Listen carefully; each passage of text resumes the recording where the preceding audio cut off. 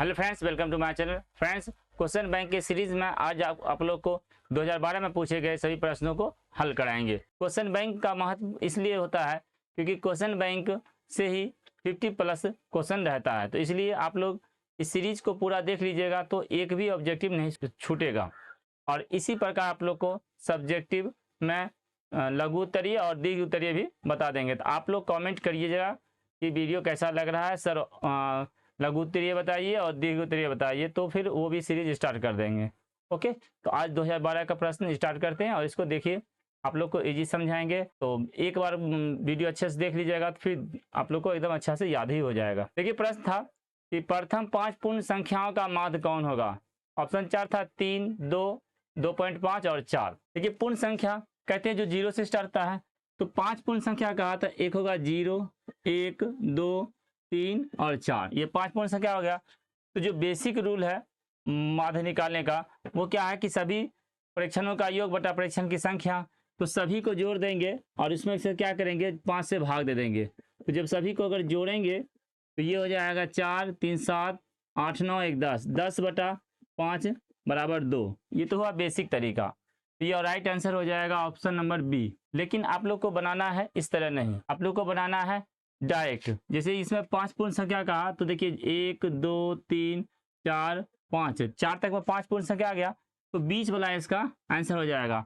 कोई भी संख्या हो जब सेम अंतर रहेगा, जैसे 5, 5 का अंतर रहेगा, 2, 2 का अंतर रहेगा, अभी इसमें क्या 1, 1 का अंतर है, यानी 1, 1 जुट रहा है, तो बीच वाला आंसर हो जाएगा। समझ गए? तो ये हो जाएगा इसका राइट आंसर। और नहीं तो जैसे देखिए अगर सेम रहे, जैसे मान लीजिए 2, 4, 6, 8, 10, ये सेम चल रहा है, 2, 2 का जुट रहा है, तो अगर इसका माध्य पूछेगा ना, तो माध्य पूछेगा तो या तो बीच वाला लिख दीजिए इसके हिसाब से, और दूसरा नहीं तो ये दोनों को जोड़कर और आधा कर दीजिए, माध्य हो जाएगा। यानी 10, 2, 12, 12 बटा 2 बराबर 6।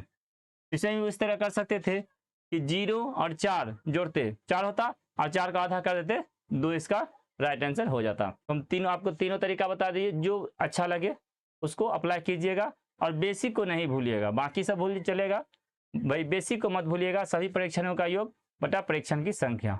चलिए नेक्स्ट प्रश्न देखिए, दो वृत्तों के क्षेत्रफल का अनुपात 4:1 है, तो उनकी त्रिज्याओं का अनुपात क्या होगा। तो जब भी क्षेत्रफल दिया रहे और त्रिज्या पूछेगा तो क्या करेंगे, रूट कर देंगे। जैसे क्षेत्रफल का अनुपात दिया हुआ है 4:1, तो इसमें होता है क्षेत्रफल में होता है मीटर स्क्वायर, सेंटीमीटर स्क्वायर, यानी मात्रा में स्क्वायर लगता है। और उसके बाद इसका त्रिज्या पूछा है, तो त्रिज्या में क्या होगा, सिर्फ मीटर होगा, सेंटीमीटर होगा। छोटा बनाएंगे ना तो रूट करेंगे, बड़ा समझिए आपको रूल बता रहे हैं थोड़ा ताकि याद रहेगा। इसे ये क्षेत्रफल बड़ा हुआ उसे छोटा बनाएंगे तो रूट करेंगे, बस सिंपल सा ये याद रखना है। तो ये हो जाएगा 2:1। और यही छोटा था, मान लीजिए त्रिज्या मीटर में चलता है, सेंटीमीटर में चलता है, तो अगर कहता कि त्रिज्या का अनुपात है 3:4, तो इसका क्षेत्रफल का अनुपात बताएं, तो त्रिज्या क्षेत्रफल स्क्वायर में होता है, तो इसको फिर क्या करते हैं, स्क्वायर कर देते, तो क्षेत्रफल क्या होता है 9:16। समझ गए? इसी प्रकार पहले ऑप्शन नंबर ये इसका आंसर हो जाएगा, ऑप्शन नंबर बी। अभी आप लोग को और इसमें बताते हैं क्या क्या होता है। अब देखिए, अगर इसमें आयतन पूछता, मान लीजिए कोई गोला है, गोला में त्रिज्या का अनुपात दिया है, मान लीजिए 2:3। ध्यान समझिएगा, कोई भी गोला है, एक गोला है, उसमें त्रिज्या का अनुपात दिया है। अब क्या पूछा, आयतन, तो समझिए ये त्रिज्या जब भी मीटर में रहता है, अगर क्षेत्रफल पूछता तो स्क्वायर में रहता है, वर्ग में, और आयतन पूछता है तो वो घन में रहता है। बात समझिए अच्छा से, ताकि एक बार में याद हो जाएगा, क्योंकि ये प्रश्न पूछता रहता है। त्रिज्या का मीटर में दिया है, पूछेगा अगर क्षेत्रफल तो स्क्वायर होगा, तो इसको सिर्फ स्क्वायर कर देंगे। तो अगर त्रिज्या दिया है और इसका क्षेत्रफल पूछता, गोला है तो वर्ग पृष्ठ क्षेत्रफल, संपूर्ण पृष्ठ क्षेत्रफल, तो सीधा स्क्वायर कर देते, ये था 4:9। और अब इसका अगर आयतन पूछता, आयतन क्यों में होता है, घन में होता है, तब क्या करते, इसका घन कर देते थे, 2 का घन 8 और ये 3 का 27, तो ये 8:27 हो जाता। चलिए आगे देखिए, यदि tan थीटा बराबर √3, तो थीटा का मान क्या होगा। तो थीटा का मान पूछा है, तो देखिए tan थीटा बराबर है √3। अब समझिए, अगर डिग्री में दिया रहे और उधर थीटा निकालना है तो थोड़ा सा मान निकलना आसान हो जाता है। समझ गया? अब मान दिया है उसे थीटा निकालना है तो उसमें थोड़ा सा दिक्कत होगा, तो अब क्या करेंगे, ऑप्शन का यूज करेंगे। इसे ऑप्शन का यूज करेंगे, tan 90 का मान क्या होगा, तो tan 90 का मान होगा sin बटा cos, तो sin 90 होता है 1 और बटा में कॉस नंबर का मान होता है 0, तो 0 हो जाएगा तो ये इन्फिनाइट हो जाएगा ना, ये 0 1/0 तो ये इन्फिनाइट होगा, मतलब अपरिभाषित है। दूसरा है tan 45, तो tan 45 का तो मान जानते ही होंगे, 1 होता है तो फिक्स से है। अब आइए tan 30 का मान, तो tan 30 का मान में क्या होगा, sin 30 बटा cos 30, तो sin 30 का होता है 1/2 और cos 30 का होता है √3/2, तो ये भी √3/2, तो ये आ जाएगा 1/√3। tan 30 का मान होगा 1/√3। तो अब बाकी 3 कैंसिल हो गया, तो बाकी चौथा तो फिक्स है ना, तो ये क्या आ जाएगा tan 60, तो tan 60 का वैल्यू होता है √3। समझ गए, तो ऑप्शन नंबर क्या आ जाएगा, डी इसका राइट हो जाएगा। बाकी इसका याद ही कर लीजिए, अच्छा है, डायरेक्ट याद रखिए, नहीं तो इस तरह भी बना सकते हैं। आप लोग को एक अलग से वीडियो बना देंगे जिससे आसानी से उंगली पर याद हो जाएगा।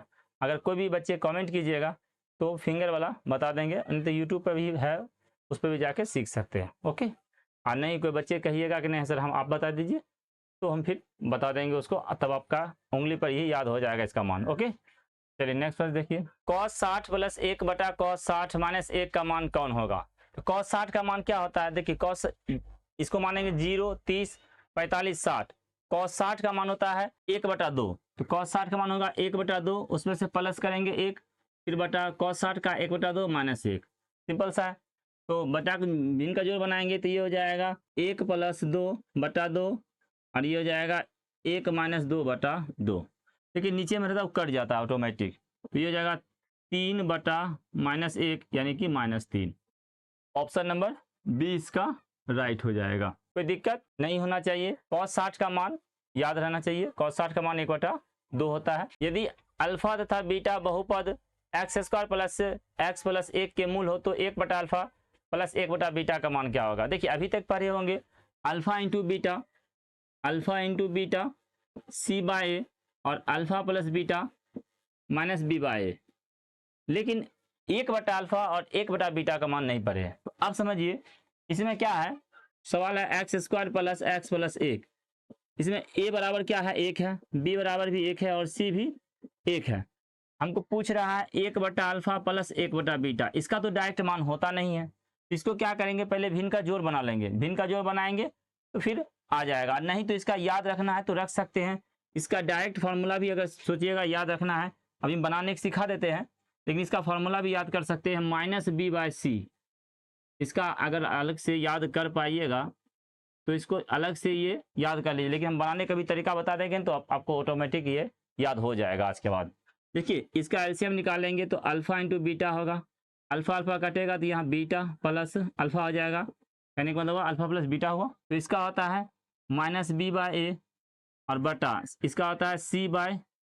देखिए a नीचे से कट जाएगा दोनों, तो ये हो जाएगा -b/c, ये देखिए आ गया -b/c आया। तो अब यहाँ से देख लेंगे b है 1, तो ये हो जाएगा -1 और बटा में 1 बराबर -1। ऑप्शन नंबर बी इसका करेक्ट हो जाएगा। जिनको इतना क्लियर समझाने में भी अगर दिक्कत हो रहा है तो वो लाइव आइएगा और कमेंट कीजिएगा, कहिएगा सर लाइव पढ़ाइए, तो फिर लाइव में भी आप लोग को इसको डील कर देंगे। ओके, चलिए अगला प्रश्न देखिए, एक द्विघात बहुपद के मूलों का योगफल तथा गुणनफल क्रमशः 2 तथा -15 है, तो द्विघात बहुपद क्या होगा। तो देखिए द्विघात बहुपद का पहले दिया हुआ क्या चीज है, अल्फा + बीटा बराबर 2 दिया है और अल्फा इंटू बीटा क्या दिया है -15। तो पूछा है क्या द्विघात बहुपद, द्विघात बहुपद का फॉर्मूला होता है x² - शून्यकों का योगफल इंटू x प्लस शून्यकों का गुणनफल, ये फॉर्मूला होता है बहुपद का। तो ये हो जाएगा x² माइनस, देखिए अल्फा प्लस बीटा 2 है दिया, ये हो जाएगा 2 और x plus alpha into beta है -15, ये प्लस माइनस माइनस हो जाएगा, ये हो जाएगा x² - 2x और -15, यही आंसर हो जाएगा। इसका हो जाएगा डी करेक्ट हो जाएगा, x² - 2x और -15। ऑप्शन नंबर डी इसका राइट हो जाएगा। नेक्स्ट प्रश्न देखिए है, यदि बिंदु Q से किसी वृत्त की स्पर्श रेखा की लंबाई 24 सेंटीमीटर है और केंद्र से Q की दूरी 25 सेंटीमीटर, तो वृत्त की त्रिज्या क्या होगा। कहने का मतलब हुआ कि एक वृत्त है और एक कोई बाहर में Q है, तो Q से एक स्पर्श रेखा गुजर रहा है इस तरह, तो उसका मान लेते हैं कुछ ये P है और यहाँ ये Q है, तो यहाँ से यहाँ इसका दूरी 24 कहा है। फिर एक केंद्र है, केंद्र यहाँ पे O मान लेते हैं, और इससे केंद्र से और क्यू का दूरी बोला है 25 है। तो ये त्रिज्या पूछा है, यानी ओपी पूछा है। एक चीज समझिएगा कि पढ़े होंगे कि ये स्पर्श रेखा और त्रिज्या के बीच में 90 डिग्री कोण बनता है, 90 डिग्री कोण बनता है। और 90 डिग्री के सामने वाले भुजा को कर्ण कहा जाता है।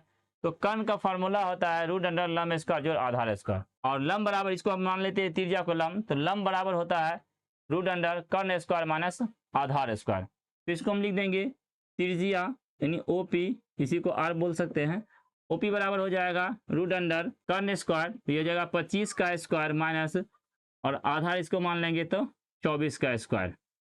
एक बार जोड़ेंगे, एक bar square minus B square हो गया, यानी एक बार जोड़ेंगे एक बार घटाएंगे, तो जोड़ेंगे तो 49 होगा, और गुना घटाएंगे तो 1 होगा, 3 49 हो गया। ऐसे भी होगा 625 में 576 घटेगा तो 49 होगा, और 49 का निकल जाएगा 7। तो ऑप्शन नंबर ए इसका राइट हो जाएगा। ओके, कुछ भी दिक्कत हो कमेंट कीजिएगा, दिक्कत होना नहीं चाहिए। अगर जो भी हमें फॉलो कर रहे हैं तो उनको तो मैथ में दिक्कत नहीं होगा। अगर दिक्कत है तो कमेंट कीजिए, आप लोग को टेलीग्राम चैनल का लिंक देंगे और वहाँ पे फेस टू फेस बात कर लेंगे जूम ऐप पे, ताकि जरा सा भी अगर कन्फ्यूजन थोड़ा सा भी 1% भी हो वो भी क्लियर हो जाएगा। बिंदु -4 3 की स्थिति किस पाद में है? प्रथम, द्वितीय, तृतीय या चतुर्थ? देखिए ये एक समतल तल है, ठीक ना, ये कार्तीय तल होता है। इसमें क्या होता है, इधर x रहता है प्लस और इधर माइनस, ऊपर में y प्लस नीचे माइनस y। इसमें देखेंगे ये प्लस है तो ये ऊपर जाएगा तो x का वैल्यू प्लस रहेगा, नीचे भी आएगा तो x का वैल्यू प्लस रहेगा। इसमें ये प्रथम क्वाड्रेंट हुआ, ये सेकंड हुआ, और ये थर्ड और ये फोर्थ। तो पहला में क्या होगा, देखिए x भी प्लस रहेगा और इधर से y सब प्लस है तो y भी इधर प्लस रहेगा, तो दोनों प्लस रहेगा तो पहला में रहेगा। दूसरा में देखिए क्या होगा, ये x है, x ऊपर जाए या नीचे जाए वो माइनस रहेगा, तो x इधर माइनस रहेगा, और समझिए यहाँ भी माइनस रहेगा x। ये तीसरा में भी x माइनस रहेगा, लेकिन पहले x से लिखा जाता है इसलिए x लिख रहे हैं। पहला में x प्लस था और चौथा में भी x प्लस रहेगा, पहले x से कंफर्म कर लीजिए तब आसानी होगा। अब उसके बाद y देखेंगे, y क्या होगा, पहला में भी y होगा पॉजिटिव और दूसरा में भी होगा, क्यों, क्योंकि y इधर भी चलेगा इधर भी आएगा, और इसमें क्या होगा y निगेटिव और इसमें y निगेटिव। सिंपल सा है, पहला में आएगा दोनों पॉजिटिव, दूसरा में आएगा x रहेगा निगेटिव और y रहेगा पॉजिटिव, तीसरा में दोनों निगेटिव, और चौथा में x रहेगा पॉजिटिव और y निगेटिव। बात समझ गए? तो इसका क्या हो जाएगा राइट आंसर, सेकंड में द्वितीय, यानी कि ऑप्शन नंबर बी इसका राइट हो जाएगा। ठीक है, चलिए नेक्स्ट क्वेश्चन देख लीजिए। निम्न में कौन परिमेय संख्या है? √3, 2√7 बटा √343, 4 + √5 और √6। देखिए पहला तो फिक्स है कि √3 अपरिमेय होता है, पिछले वीडियो में बताए थे, और पिछले वीडियो में सेम यही प्रश्न था, 4√5 ये भी अपरिमेय था और 6 था, ये सब अपरिमेय है, तो ये तो पता होगा। अब अगला जो है ये 2√7 बटा √343, इसमें बच्चे को कंफ्यूजिंग हो रहा होगा, इसमें कंफ्यूजिंग हो रहा होगा कि ये भी शायद अपरिमेय तो संख्या नहीं है। तो चलिए ये सब अपरिमेय मिल गया, अब ये देखना है। इसमें देखिए क्या है कि ये जो है 2 गुना √7 गुना में होता है, 343 में 7 का क्यों होता है, तो एक बाहर आ जाएगा 7, एक √7 बच जाएगा, तो ये √7 कैंसिल हो गया, ये 2/7 आ गया, तो 2/7 आया, तो ये किसका होता है, p/q का रूप होता है, तो p/q क्या होगा, परिमेय संख्या, इसलिए ऑप्शन नंबर बी इसका राइट हो जाएगा, यही आपका परिमेय संख्या। ओके, चलिए अंतिम प्रश्न देखिए। निम्न में कौन बहुपद नहीं है? बहुपद नहीं पूछा है तो एक चीज समझिए, एक फॉर्मूला समझिए या कुछ भी लिख देते हैं आपको, उसको याद रखिएगा, तो ये बहुपद है नहीं वाला आपका आज के बाद से कभी कंफ्यूजिंग नहीं होगा, नहीं तो बच्चे का बहुत सारा बच्चे का कंफ्यूजिंग रह जाता है। देखिए x पे देखा जाता है, x पे कभी भी पावर मिल जाए निगेटिव, समझ गए, x पे अगर पावर निगेटिव मिल गया तो ये बहुपद नहीं होगा, समझ गए। अगर x पे पावर बटा मिल जाए, पावर का बात हो रहा है, ठीक ना, अगर x पे पावर मिल जाए बटा में तो वो कभी बहुपद नहीं होगा, या x खुद बटा में आ जाए तो भी ये बहुपद नहीं होगा। 3 हो गया। चौथा याद रखिए कि x अगर रूट में नहीं होना चाहिए, x रूट में रहेगा तो वो भी कभी ये बहुपद नहीं होगा। ये चारों याद रखने लीजिए, बहुपद है नहीं है पता चल जाएगा। अब सवाल क्या है, बहुपद नहीं है तो बहुपद नहीं है तो इस तरह मिलना चाहिए किसी में, पहला देखिए बहुपद है, पहला में बहुपद है क्योंकि ये x जो है सब में बाहर है तो ये बहुपद है। दूसरा भी बहुपद है क्योंकि देखिए बटा में 4 है, x तो ना बटा में है, और यहाँ भी देखिए रूट में 3 है लेकिन x तो ना है, तो ये भी बहुपद है। तीसरा में देखिए क्या कहा है, x प्लस 1/x है, देखिए इसमें x बटा में है तो ये बहुपद नहीं है, तो ऑप्शन नंबर क्या आ जाएगा, इसका सी राइट हो जाएगा। ओके, तो इस तरह आप लोग को ये 2012 का कंप्लीट करा दिए। आप लोग कमेंट इसमें कीजिए और उसके बाद आप लोग जैसा कमेंट कीजिएगा कहिएगा सर लघु उत्तरीय बताइए, दीर्घ उत्तरीय बताइए, उसका भी इसी तरह का आप लोग को बना के वीडियो और पार्ट वाइज में दे देंगे। इससे क्या होगा आप लोग का, अगर ये लगातार शुरू से देखिएगा टाइम भी कम लगेगा और ये सीखे रहिए ना तो आपका एग्जाम में हर हाल में पूरा A to Z टकराएगा, क्योंकि क्वेश्चन बैंक से ही सवाल रहता है। आप जाके क्वेश्चन बैंक उठाइए, 1-2-5 साल का पढ़ लीजिए, उसके बाद फिर टेस्ट दीजिए, अगला देखिए, उसी से रहता है। तो ये मेरा एक्सपीरियंस दिखा हुआ है इसलिए हम आप लोग को बोल रहे हैं, तो आप लोग चेक मत कीजिए, कोई दिक्कत नहीं है। आप लोग सिर्फ क्वेश्चन बैंक पढ़ लीजिए और 2011 से लेके जहाँ तक है पढ़ लीजिए और एग्जाम जाके दीजिए। उसके बाद देखिए ऑब्जेक्टिव में एक भी प्रश्न अगर तब कहिएगा 50 सवाल कहेगा 50 में 50 आएगा, 49 भी नहीं बन जाएगा, ज़्यादा बनेगा लेकिन बनाना तो आपको 50 है ना। तो चलिए वीडियो कैसा लगा इसमें आप लोग कमेंट कीजिएगा। वीडियो देखने के लिए धन्यवाद।